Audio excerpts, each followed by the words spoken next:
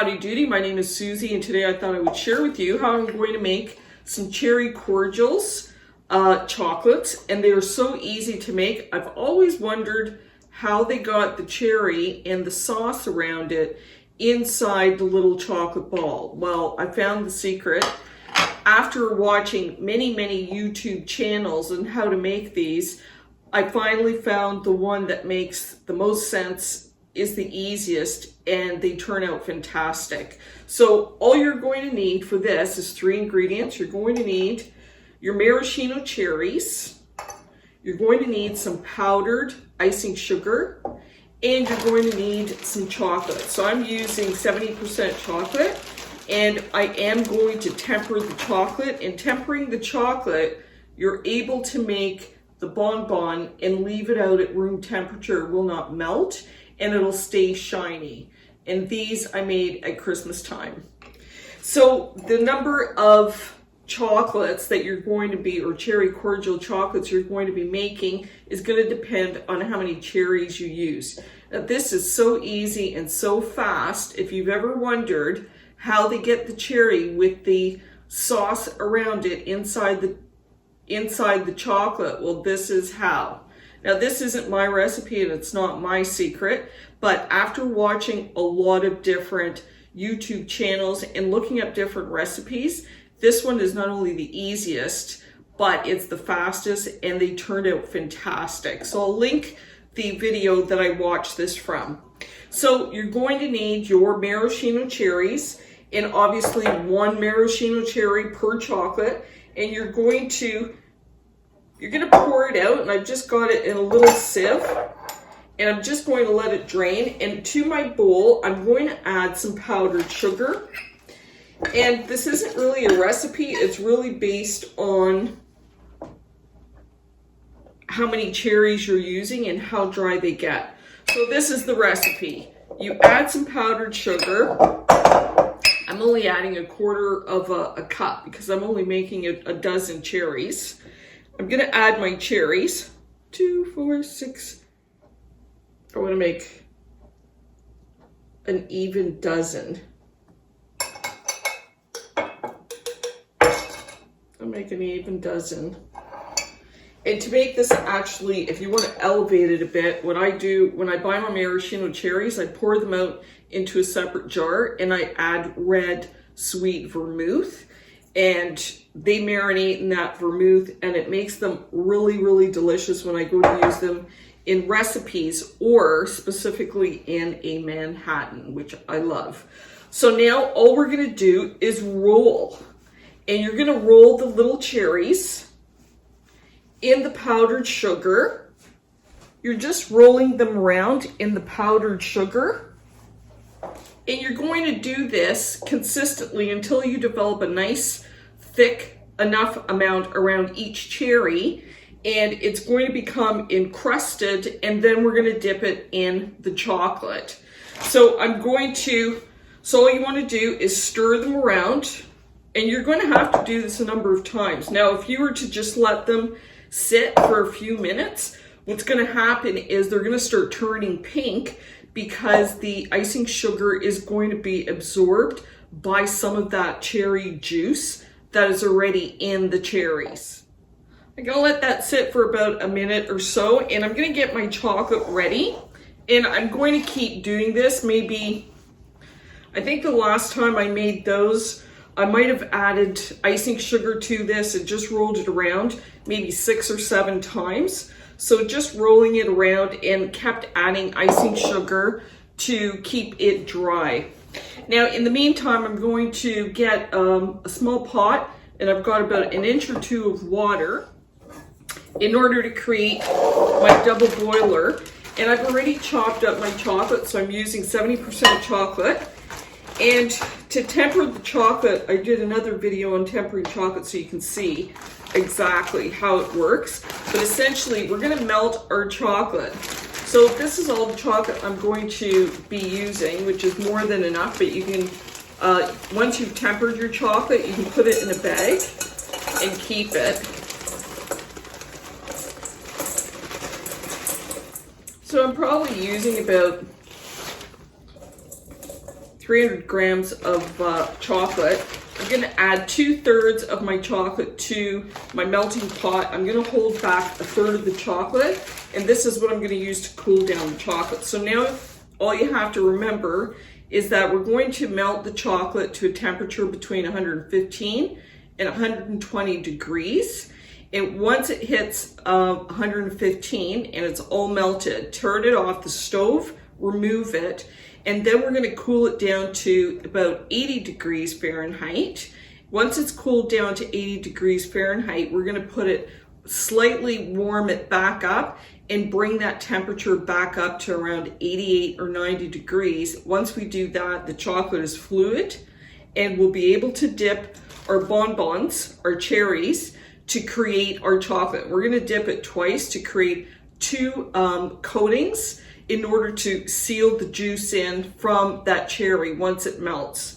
So I'm just going to take this over to the oven and I'm going to start melting this to bring it up to 120 degrees. So I'm just going to keep rolling it around and I'm just going to keep rolling these cherries around. And I want to create enough of a crust that I just want to increase the size of these cherries. Now, if that sugar gets compacted on the bottom, I just take a fork to break it up and I keep rolling it. So just roll it, let it sit for a minute, come back, roll it, and it's going to take about 10 minutes to get these thick enough to the point that I think they're good enough to dip into the chocolate. Now I'm just letting my cherries sit for a bit before I give them another swirl with sugar. In the meantime, I'm taking my chocolate and I've just warmed my water and I'm going to take the chocolate and I'm just putting it over some warm water and I'm just going to let it melt on its own. Remember, if you were tempering chocolate, you cannot let any water come near the chocolate or you can make it seize. 119. So I'm going to actually take it right off the heat. And I don't want it to get any hotter. And you can see how it's nice and fluid. Now I can just wait and cool this down, or I can just add my raw chocolate, the last third of the chocolate, and I'm going to add this. The reserved third of the chocolate, I'm going to add it to the melted chocolate and it's just going to cool it down. Now you can see that my cherries are becoming a little bit transparent again, or pink. So it's time to do another roll. So I've rolled these cherries now a good 7 times.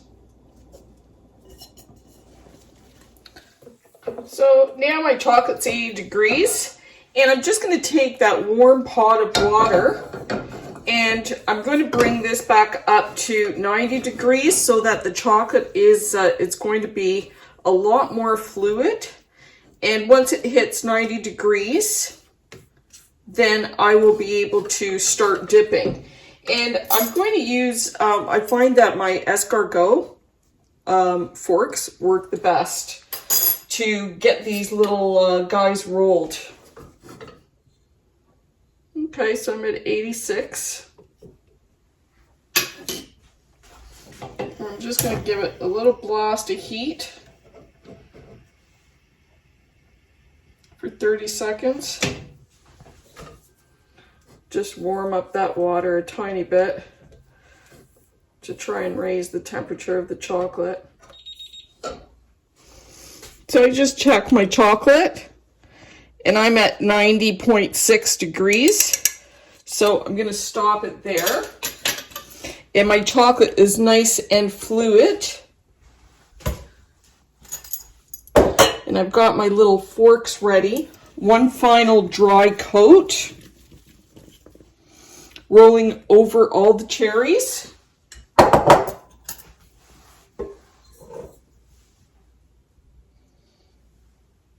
I'll just do one at a time.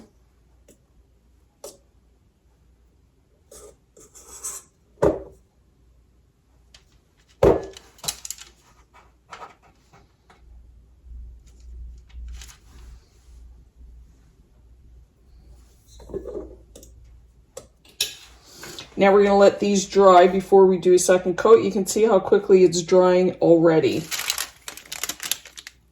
Now I put my chocolates in the refrigerator to solidify them faster so I can do my second coat, but I am leaving the chocolate over this warm water because I want to maintain that 90 degree so that I can do the second coating.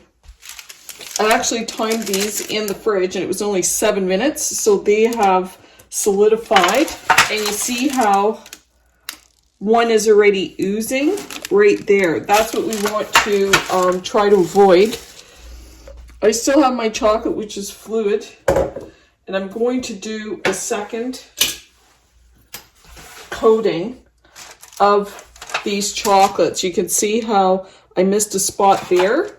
That's why you want to do the double coating, because you don't want the sugar oozing out of your chocolates once you're done. So I'm just going to dip them again. Now I do want to decorate these, and I just made these little hearts. They're just royal icing, and I'm just going to put a little heart right on top.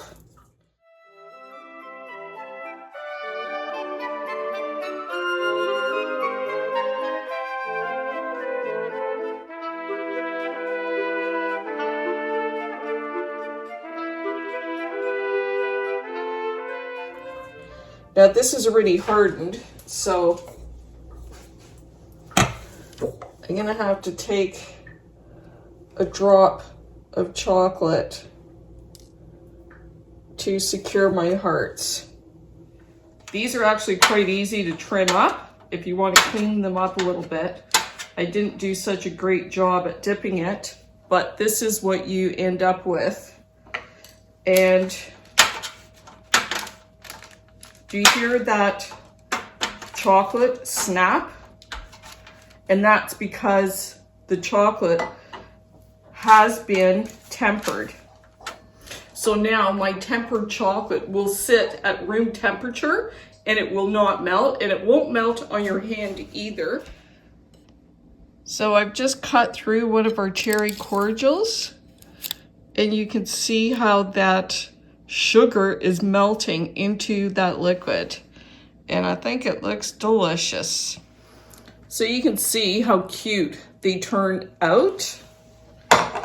And I've just cut the one chocolate open from Christmas, and you can see how the sugar turns into that liquid that everybody recognizes from the cherry cordials. And then I bought these beautiful little boxes from the dollar store, and I can fit 4 little chocolates in it. I took these little candy liners, and between 2 of them, I just sandwiched a little bit of pink tissue paper, so it looks really cute for a presentation. Look how cute that looks.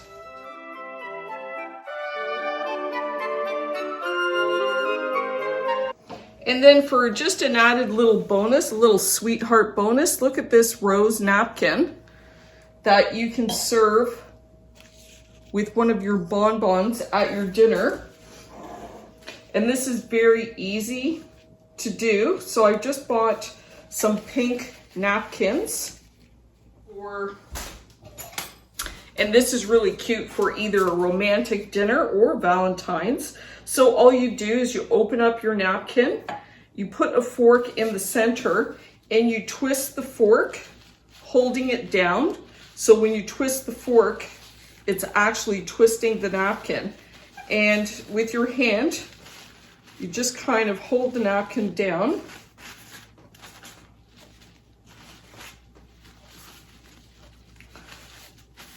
Hold the napkin down as you twist it. And I just hold it with my hand.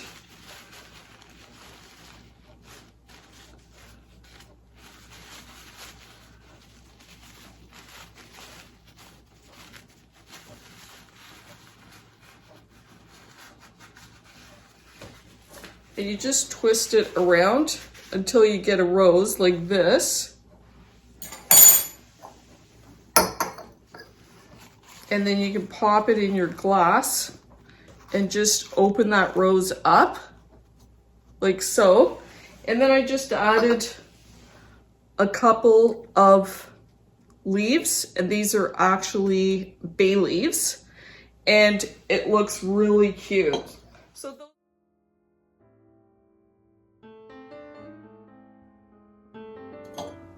So these are just a couple of cute ideas to make your Valentine's or your romantic evening special. So if you try these and you like it, I hope you share it. Until next time, happy candy making!